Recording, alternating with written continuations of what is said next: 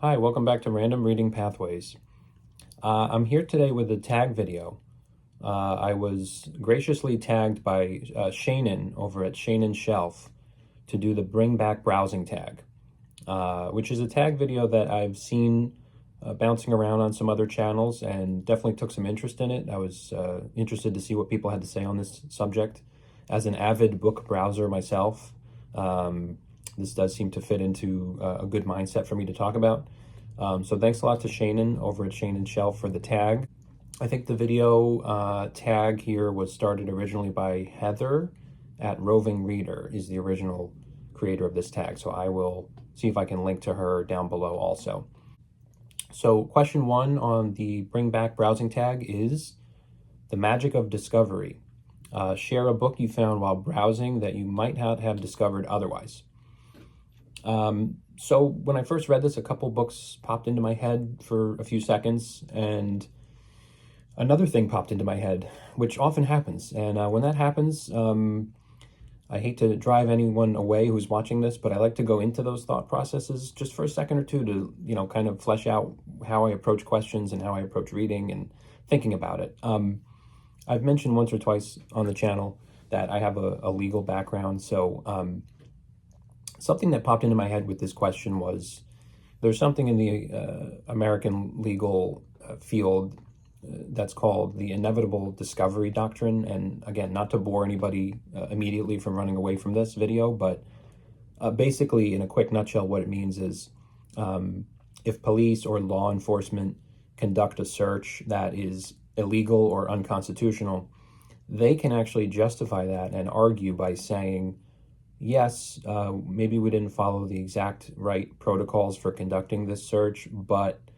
nevertheless, we would have discovered this evidence anyway, inevitably. We would have come across it, and here's why.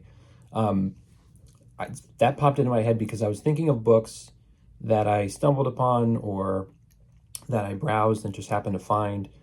But then I said, well, I'm not going to pick something that I would have found inevitably anyway, because that doesn't seem to meet the spirit of this question.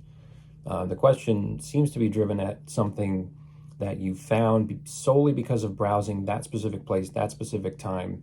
And if you hadn't picked it up, you probably never would have come across it. So that's how I tried to gear myself toward this question. Actually, conveniently, this question number one dovetails right into a quick little mini recap of my last read that I just finished. So I've showed this before. I am now finished with this. This is China by Alan Wall.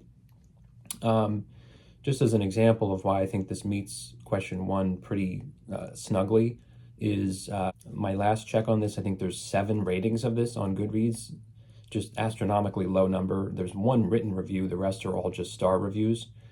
I was browsing a used bookstore called the Book Corner in Philadelphia, which is kind of like an offshoot of the Philadelphia Free Library. There's like a separate independent bookstore, but I think they take Philadelphia Free Library books. And I did the random number generator there not long ago, a month or two ago, and this is what was selected. So I just finished it.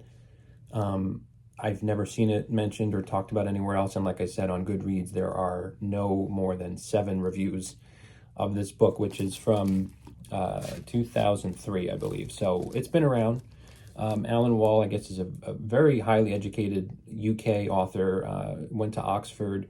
He's a professor of writing in various places. He's got a bunch of novels, but this one basically was very enjoyable. You have basically a father, Digby, who is sort of an old world type person who inherited, hence the title, he inherited a fine china business, and it goes into flashbacks and tries to show how he tried to run the company, tried to direct the company, but it went in ways that were sort of beyond his control at some point, so he stepped away. His son, Theo, he would have liked at one point in time for him to carry on the company and the tradition.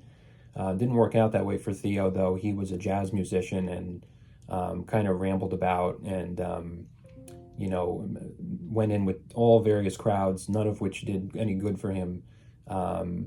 And yeah, kind of a real haunting aspect to this of a big, huge disconnect between father and son. And both of them, you get little flashes of their mindsets in this story about how they wish they had done this differently or connected with the other more than they had, to the point where Theo is sort of intermittently in this story recording on his dictaphone little messages and little paragraphs to his father. And I won't spoil anything further than the fact that they get heard and received by Digby, his father, but a little too late. So yeah, there's all kinds of other interesting characters in this.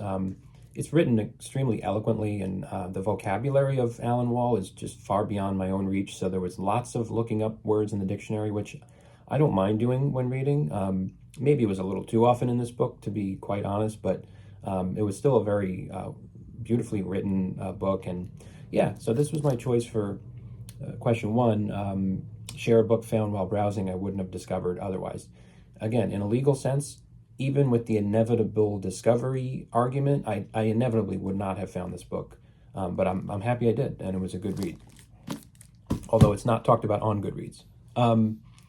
So question two, expanding world. Share a book that's made you view things from a different perspective or expose you to new ideas. So when I was kind of thinking about this video and thinking about the choices I was going to make, I did look at a couple other examples of this video from certain other channels, and I had a book in mind for this already, and ironically I was watching the Bring Back Browsing tag that was done by Mark over at Book Ramble, which is another great channel that I follow along with. I'll hopefully remember to link him down below too. But he posted this tag, let's see, not that long ago. And for this question, he did the book that I thought of, so I figured it made sense to follow through with my intuition and do Plato's Republic.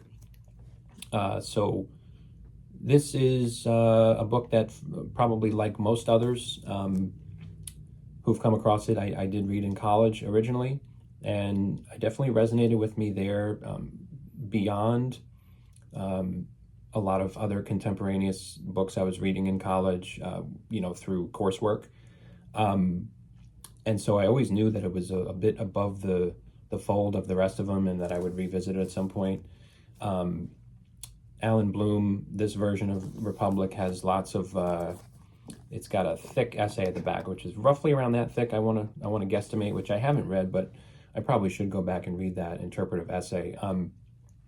But what was interesting looking at this question juxtaposed with the Republic of Plato, so expanding world, right? Just the title of question two. It's interesting. It doesn't match up at all with a philosopher of ancient Greek ilk like Plato, because I have to remind myself how long ago this was written, how many thousands of years ago. And for the writers of that time and the thinkers of that time in ancient Greece, there was no expanding world. There was no travel beyond the borders of Athens, and there was no knowledge of America or any other land mass beyond where they were situated. So yeah, that's just a weird thought that came to me when I chose this for expanding world, is how limited and small the world of people like Plato and Socrates and all his contemporaries actually were. But nevertheless, that doesn't change the fact that this can be quite an expanding read, both of your worldview and your mind, which it always has been for me.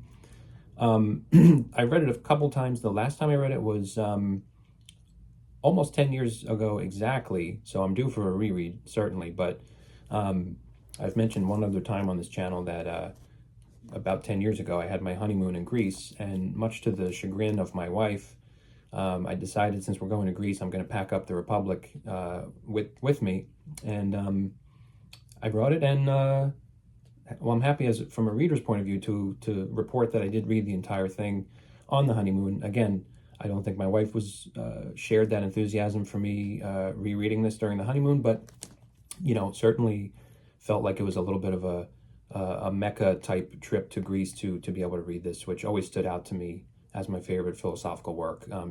Just the arguments made and the way Plato, through Socrates' dialogue, kind of invites thought and invites criticism and consideration of what might be a just society, what might be a perfect society that could be created.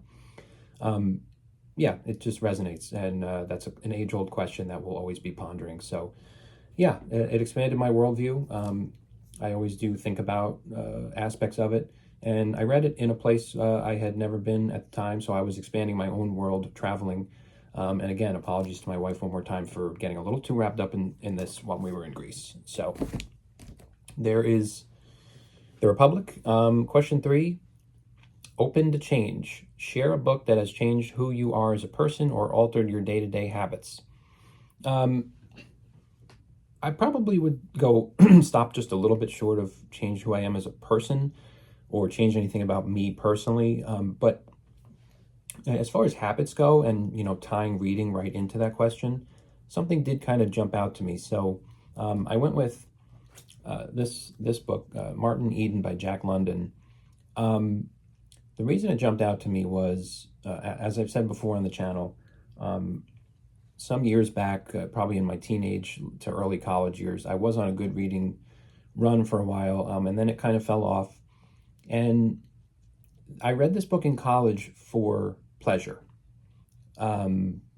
which I think is a bit of as far as I can recall, a bit of an oxymoron, in the sense of if you are stuck with a book in college, reading something, especially of this vintage, something from this time period, it's more likely they're not going to be mandated for class or something like that. But yeah, I didn't keep up with those as well as I probably should have. But long story short, basically, in college, there came a point, probably about the halfway to three-quarter mark through college for me, when, how do you say this? I was starting to get tired of or bored of the typical general college activities that swirl around your average college student every day. And this was some years ago, so I can't speak to what goes on at college right now.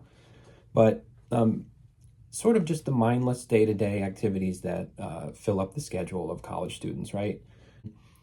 But at some point, something clicked, and I tried to actively see if I can spend some of my free time a little bit better at that time. And so one of the rare times I took a trip to my actual university library and looked for something to check out to read for pleasure, and ended up with Martin Eden by Jack London, and I just devoured it, which for the time was rare for me, because I was trying to read and it wasn't working, and I was too wrapped up in just everything else going on.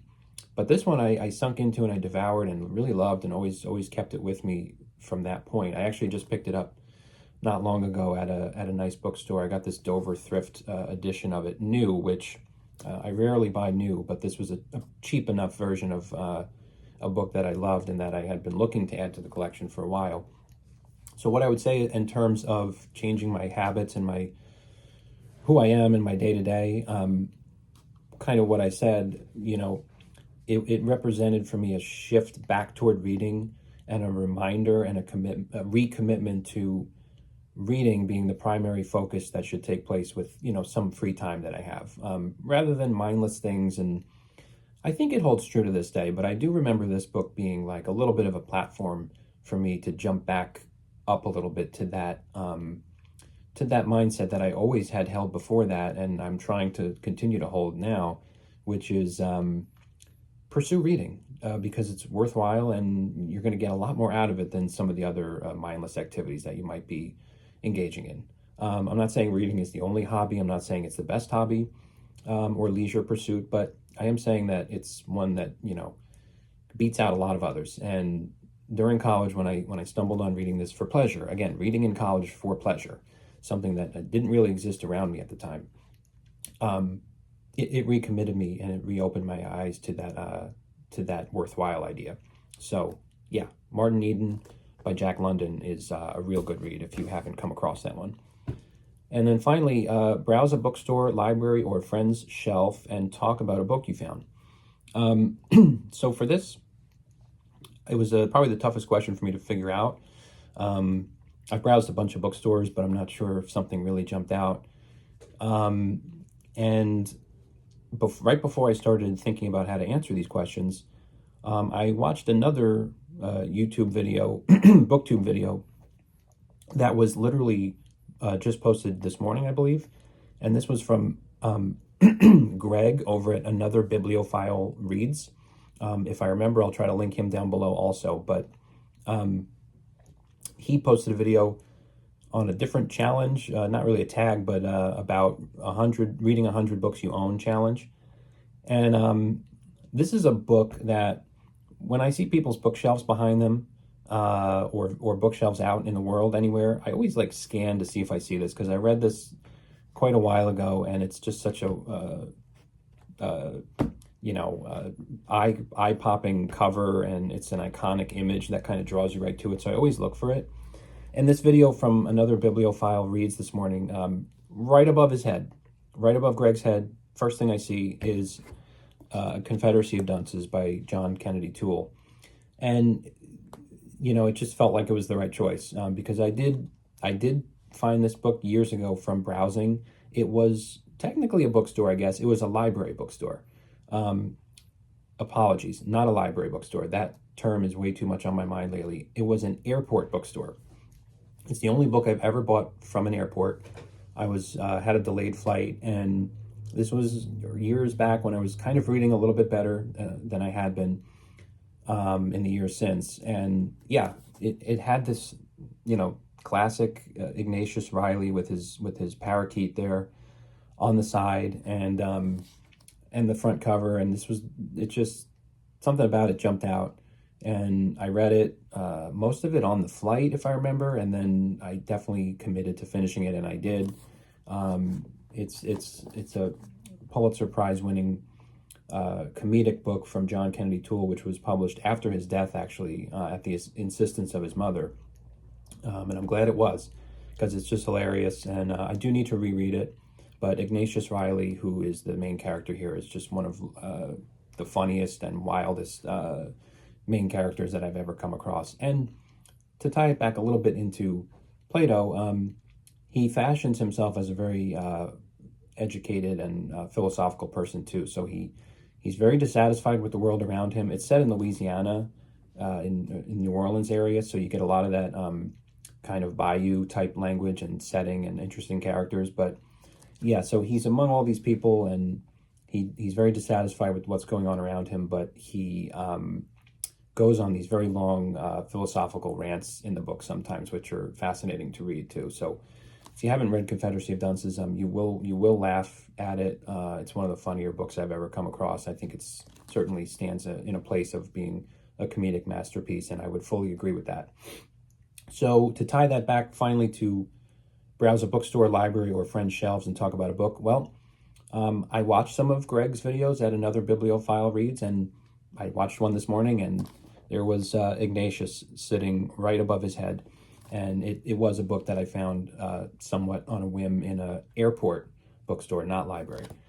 So that's my choice for question 4. So that concludes the Bring Back Browsing tag. I hope that was a little bit informative and interesting. The last part of this tag is to go ahead and tag other booktube channels. So I will try to do that. I'll try to drop a couple links to other channels that I'd like to tag to do the video. Anybody else who stumbles on this and happens to see it, absolutely, do this tag. It was a fun one to think about. Hopefully I won't duplicate and get anybody that's done this already, but if not, apologies for that. So hope this was a good watch. Thanks for anyone who checks it out, and I'll be back soon. Thanks.